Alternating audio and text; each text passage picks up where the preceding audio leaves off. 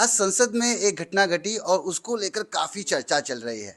अमृतसर से सांसद गुरजीत औजला जब मीडिया से बातचीत कर रहे थे एसआईआर के मुद्दे पे, तभी भारतीय जनता पार्टी के राज्यसभा सांसद और पुराने मित्र इनके रवनीत बिट्टू पहुंचते हैं और फिर जो सबके सामने एक दूसरे को कहा जाता है कि मैं कैसे हार गया, तू कैसे जीत गया, अगर एसआईआर में घपला है।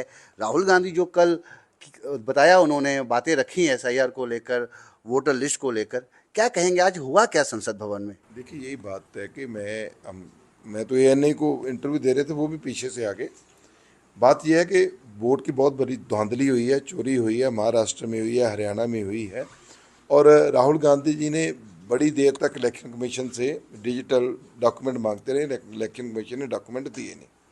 उसके बाद राहुल गांधी जी ने खुद एक विधानसभा को पकड़कर और 6 महीने लगाकर एक एक वोटर को ढूंढ कर लाए कि ये वोटर कहाँ है, कैसे बना। तारीफ हो रही है, उनकी तारीफ हो रही है कि उन्होंने काफ़ी मेहनत करके लेके, और लाख के करीब वोटर एक कॉन्स्टिट्यूंसी में जाली मिल रहा है, डुप्लीकेट है। चाहे वो 2 नंबर पे बनी है, चाहे 2 नंबर से एक घर में 80 लोग हैं, चाहे बार बार हर स्टेट में बनी वोट है, तो उसके ऊपर चर्चा हो रही है। और हम भी कह रहे हैं कि ये इलेक्शन कमीशन तो बिल्कुल ख़त्म है अब। देखिए, पहले चीफ इलेक्शन कमीशन था, प्राइम मिनिस्टर था और एलओपी थे, वो तीनों मिलकर इलेक्शन कमीशन को मतलब नॉमिनेट करते थे। अब तो काम ही खत्म हो गया, अब तो डिक्टेटरशिप है। तो इसी पे रवनीत बिट्टू जी कहीं पीछे से देख रहे थे, वो भी साथ में मीडिया के सामने आ गए, तो उन्होंने भी अपना पक्ष रखा कि आप कैसे जीत आए। तो मैंने उनको बताया कि जब हम जीते तब तो 400 का नशा था आपको, कि हम 400 पार हो रहे हैं। तो बिट्टू तो खुद कह रहे थे मैं 1 लाख से हरियाणा जीतूंगा। तो तब नशे में थे, सत्ता के नशे में थे।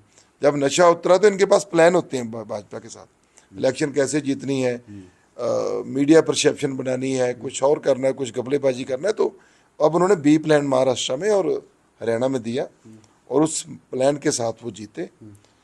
तो बिट्टू जी ठीक है, वो भाजपा में है, अपना पक्ष रखना चाहते हैं, लेकिन उनको अलग मीडिया प्लेटफॉर्म लेना चाहिए। तो ये तो बड़ी, देखो, पूरा देश देखता है, इसमें हम लोगों को बड़ी संयम के साथ बात करनी होती है।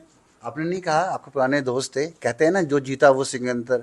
आप तो जीत के आए, आप सांसद बने, वो तो हारे, उसके बावजूद भी वो सांसद बने। भारतीय जनता पार्टी ने उनको राज्यसभा में भी भेजा। देखिए, पता क्या, ये तो उनका भारतीय जनता पार्टी का लेना देना है, क्या उन्होंने करना है। लेकिन ये बात बिल्कुल ठीक है कि जीतने के बावजूद भी वो मंत्री बन गए हैं। हारने के बाद सॉरी, राजा बड़ेंगे जीतने के बाद भी, बड़ेंगे जीता है तो मंत्री वो बने हैं।